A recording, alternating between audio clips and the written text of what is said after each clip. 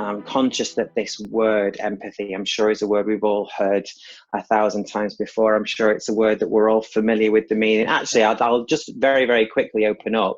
Would anyone care to share their understanding or their kind of definition of what empathy is? I'm sure it'll be right.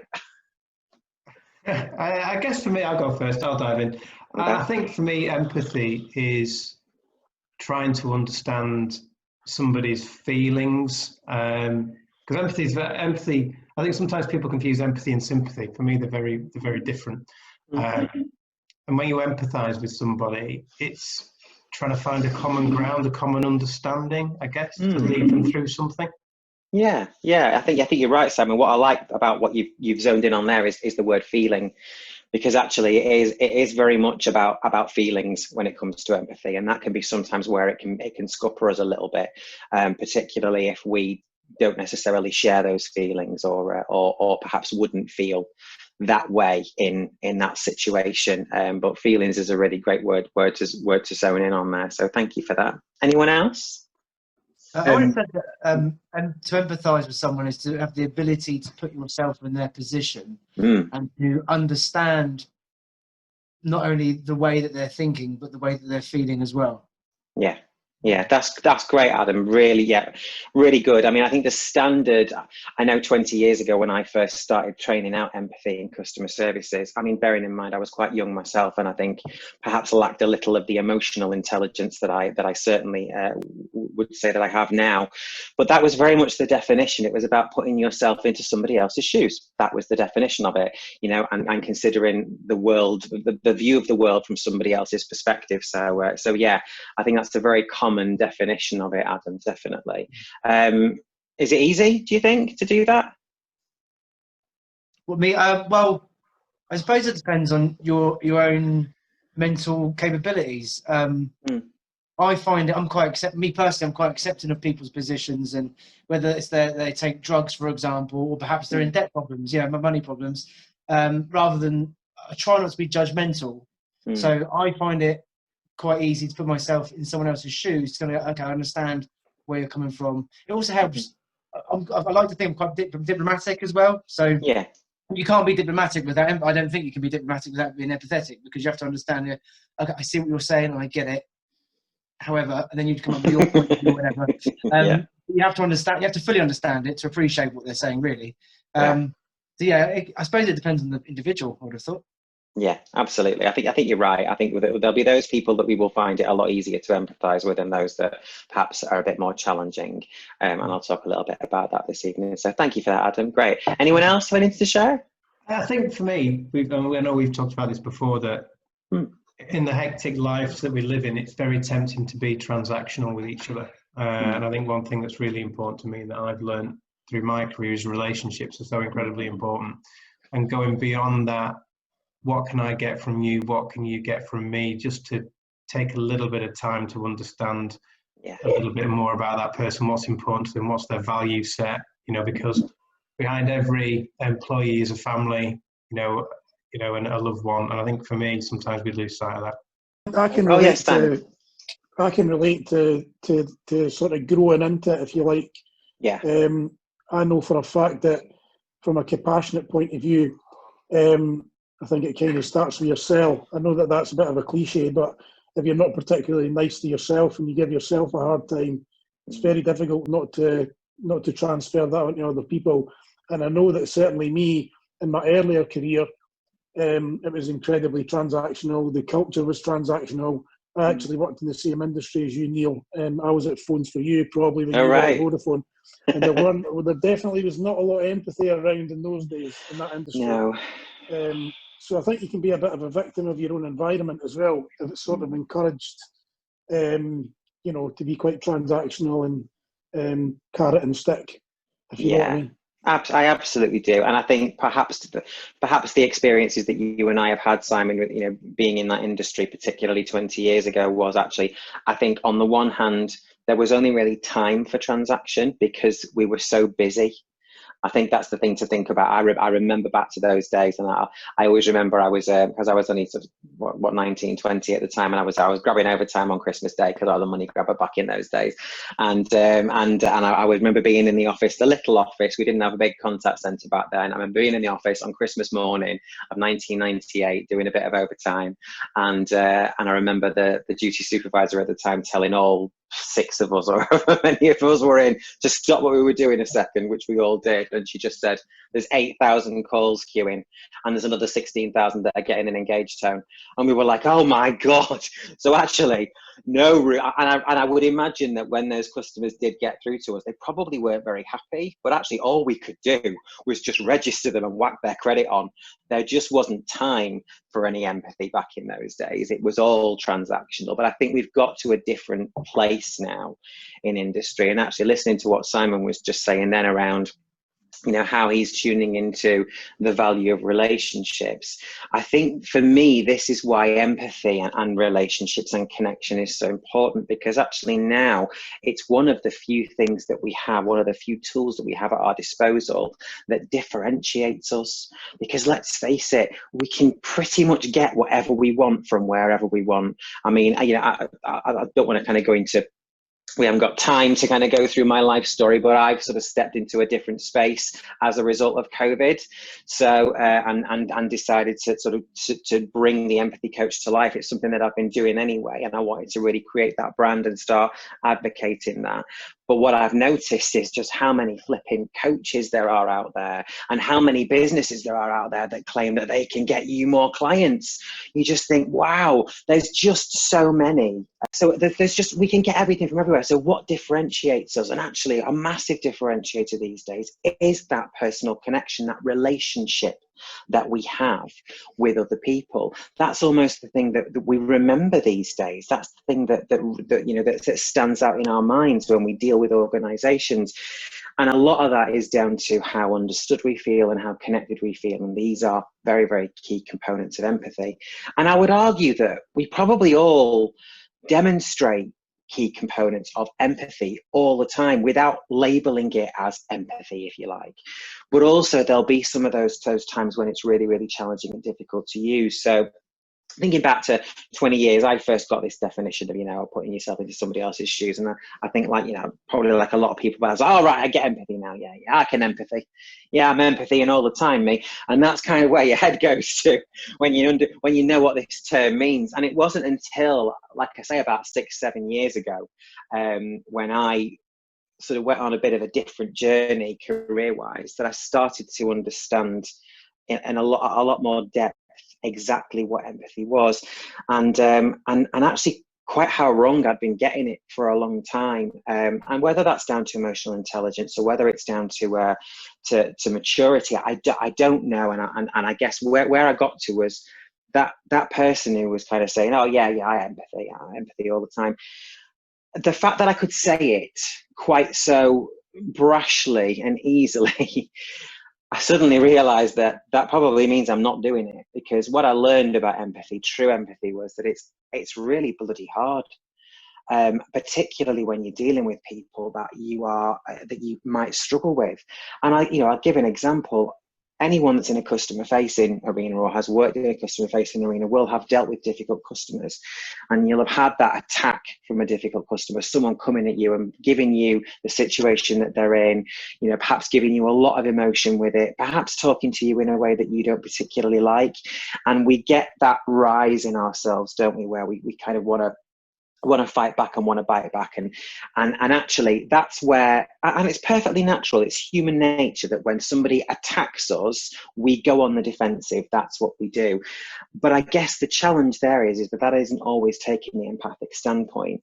And it wasn't until I started working with individuals that are being constantly attacked or are constantly dealing with problematic behaviours that I started to realise what a challenge it was. And I'll give you an example.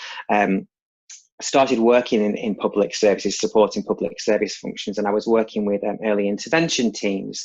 And these early intervention teams are the people that, you know, if there's a family out there that's just popping up on the radar because there's an issue, maybe there's some domestic violence, or maybe there's some substance abuse, or there's some sort of low-level crime starting to take place out of that family, the early intervention team go in. And what they were doing was they were going in really ham-fisted, really like, actually, we've got to put a stop to this right now.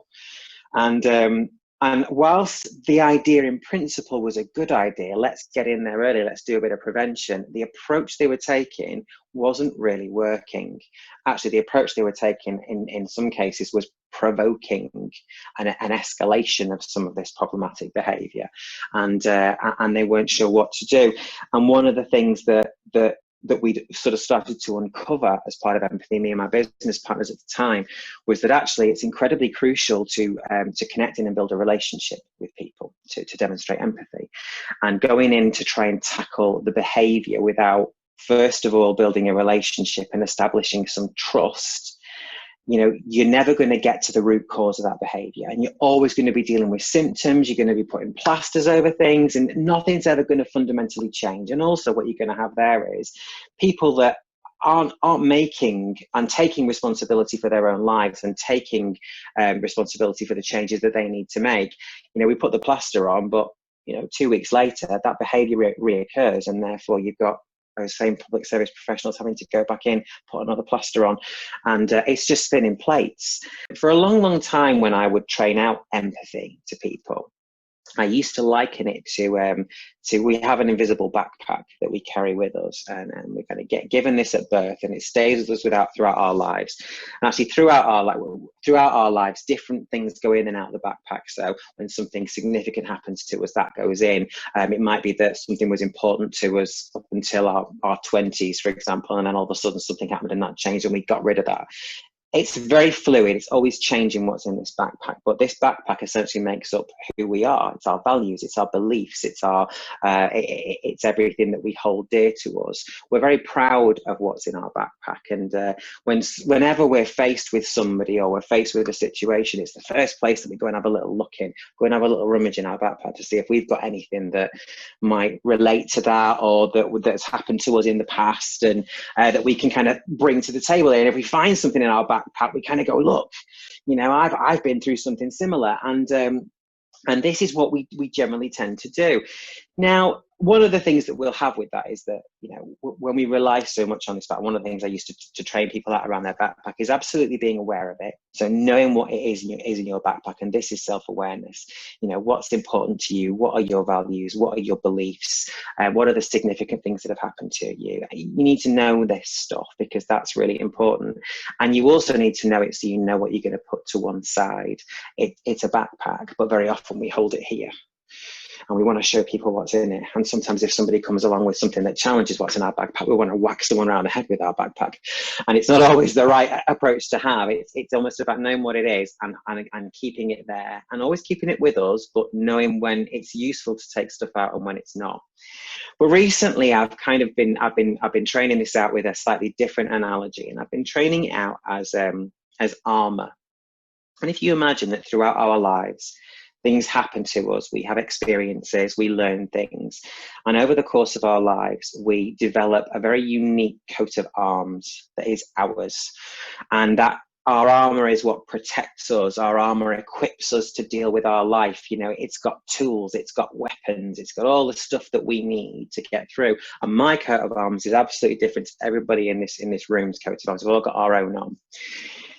And when it comes to our armor is really important to us, because our armor is what protects us. Our armor is what equips us to deal with life every day.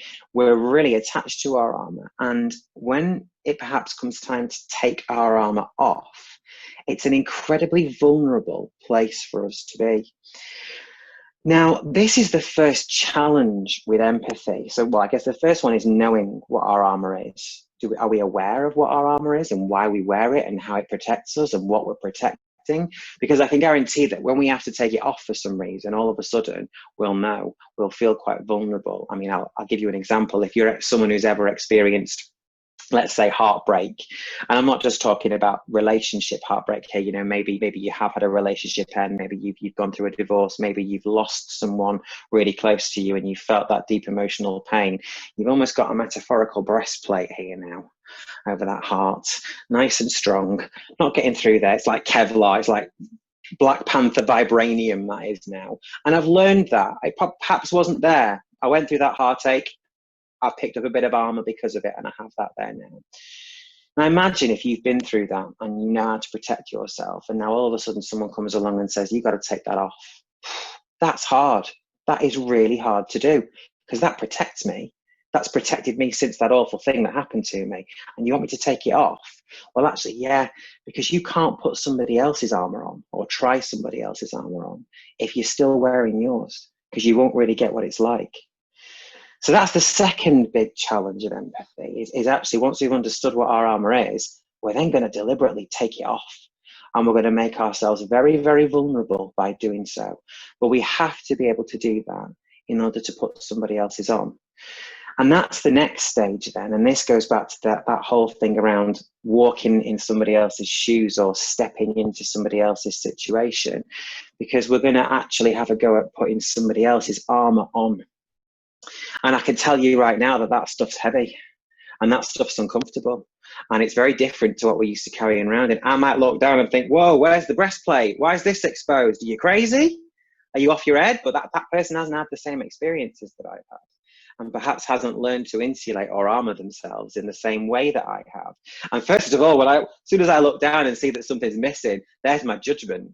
Because I'm thinking, are you crazy that you've not got this sorted? But hey, that's their experiences.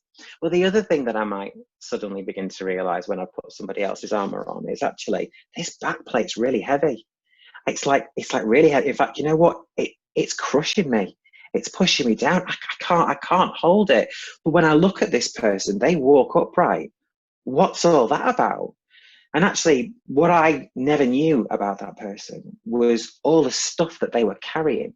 You know, maybe they're a single parent that's juggling children and work. Maybe they care for an ailing parent, or they've got a child with a disability. All this stuff that I don't potentially see, and on the surface everything looks fine, but it's only when I actually put their armor on, when I actually step into their shoes, that I realize how difficult things are. And that is the massive power of empathy, because that is what it takes to really understand what's going on for another person. We've got to take our own armor off. If I take my view of that perspective, my worldview, my frame of reference into that situation, I'm going to look at that situation as how I would handle it, or perhaps how I have handled it when I went through a similar situation. But I'm not that person, and that person's not me. I've got to be able to take my armor off. And don't get me wrong, I'm not going to discard it. I'm going to put it somewhere really nice and safe. And as soon as I can, I'm going to get that shit back on, because that's what I want. I need that back on. I'm not going to walk away from it. It's going to be somewhere I can get hold of. But ultimately, that's what it takes for me to really truly empathize, is to put somebody else's armor on, as icky and as heavy and as uncomfortable and as tight and as exposed as it might feel. That's when I really understand another person's perspective and another person's situation. And I'll tell you something else that's really important with all this. And again, I hope what's kind of come into play here is that, when I used to say, oh yeah, I empathy all the time, I had no idea. I absolutely had no idea. I thought I did. But when I look back now and think actually how difficult it is, anyone that can say, oh yeah, I've got that empathy thing licked, they haven't. I genuinely believe that. When I speak to people and say, do you know what? Do you feel like you empathize? The people that say to me, yeah, it's hard work, that, I go, yes, it is brilliant. Then you're probably doing it right, because that's what it takes. It's not an easy thing to do. It's a conscious choice. It's a very deliberate thing as well. It's not something that comes very naturally to us. And a lot of people say to me that actually I can empathize quite naturally with people that I like, with my friends, my family and everything like that. And again, I challenge that a little bit and say it's really hard it's even harder sometimes to empathize with people that we're close to, because when people that we're close to come to us with a challenge, we really want to fix it for them, or we want to tell them everything is going to be okay, or we want to tell them not to worry. And actually all of those things, as well-meaning and as well-intended as they come from a place of love with people that we care about, actually they're very unempathic. You know, how do you feel when you're worried about something and someone tells you not to worry? It doesn't stop you worrying. If anything, it makes you want to say, don't tell me not to worry. I'm worried and you're telling me not to. Okay, I'll just turn it off like that. That's the point around empathy. We try and say the right thing. And sometimes what people need to hear is that we understand and we get where they're coming from, with no buts, no fix it and no solution. Sometimes when we're struggling with something, we just want to be heard. And like I say, that's not the intuitive place that we tend to go. We go all over to different places. And the other thing about empathy, because it is a deliberate choice, because it can be quite hard, you got to think about the self-care in it as well. I mean, I'll give you an example. I've worked a lot with therapists and psychotherapists and counsellors, and empathy is a key, absolutely key technique to what these people do, because they've got to make a very quick connection with their clients in order to establish trust and actually get to the root cause of a lot of issues. So empathy is a key skill when it comes to counselling and therapy. And actually it's mandated for counsellors and therapists that they have monthly, we call it supervision, but essentially it's therapy for therapists, because putting other people's armour on all the time takes it out of you. It's bloody hard work. And sometimes that armour's really icky and uncomfortable and spiky, and this is the thing. So anyone that thinks that they can just go through life and be empathic and not take care of themselves in that as well, that's a bit of a myth that we need to bust. And I guess all of this is one of the reasons why I set up this practice, because ultimately I absolutely believe in the power, the healing power, the connecting power, the relationship power of empathy. I believe it is the differentiator when it comes to dealing with anybody, not just if you're a social worker dealing with a drug addict, but actually if you're a customer service advisor dealing with somebody over the phone, if you're a shopkeeper that's dealing with somebody that's coming into your store, you know, making that connection, that relationship-based connection. Empathy is critical to all of those things, and it can be the differentiator. But it can also it can absolutely change lives. And this is where, you know, I'm going to kind of leave you with a little bit of a story before I open up for some questions.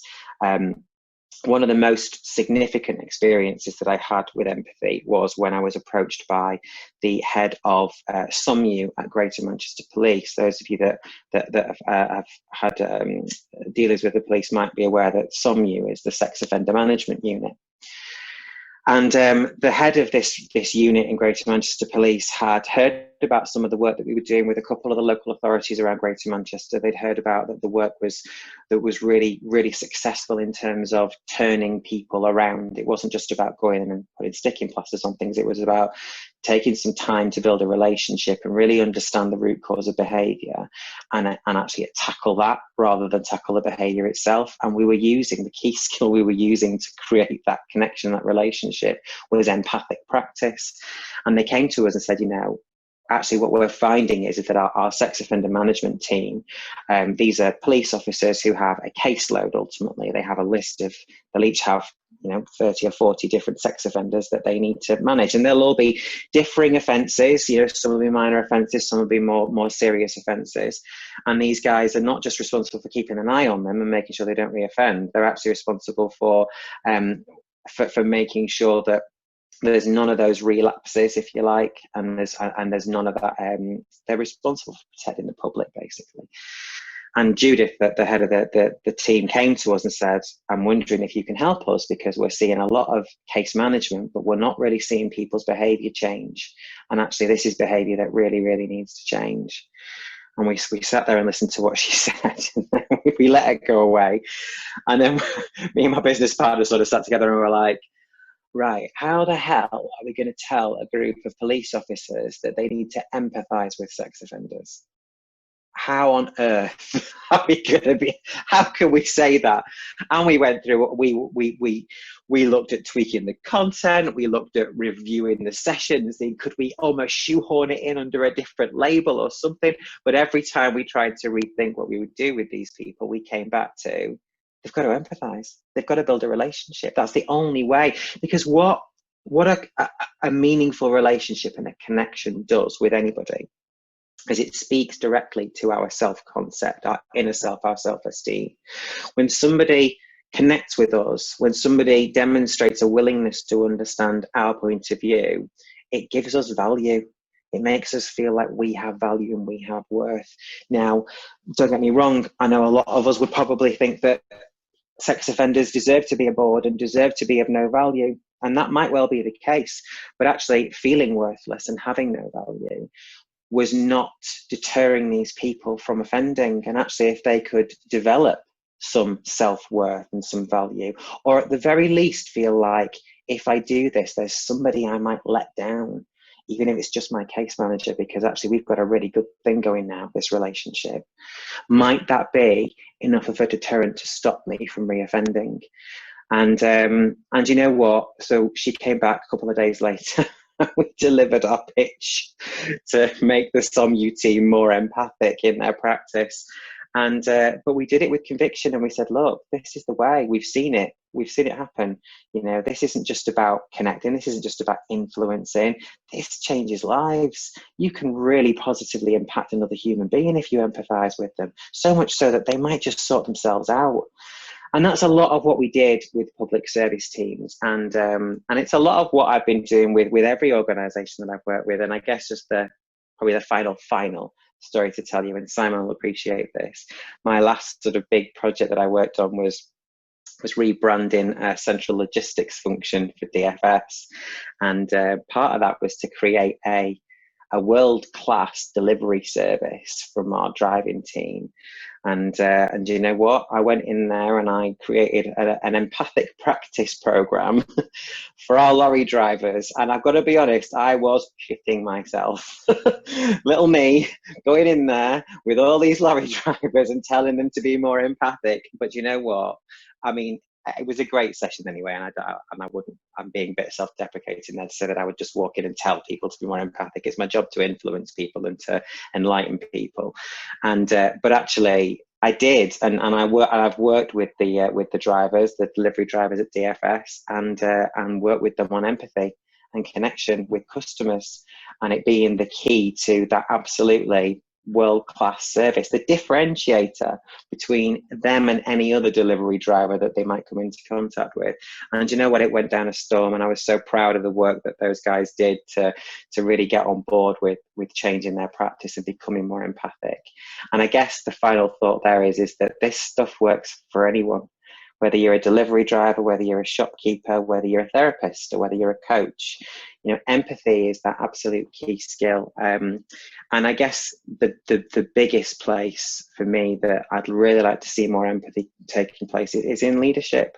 I really would. I'd like to see more leadership developing relationships with their people, two-way relationships, you know, dialogue happening where we understand what's going on, and not just from a, yeah, because I've been in your shoes. Actually, I'm going to go and I'm going to take my armor off, as uncomfortable as that might be.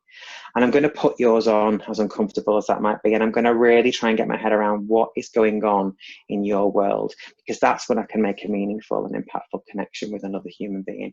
And that's when the real magic happens.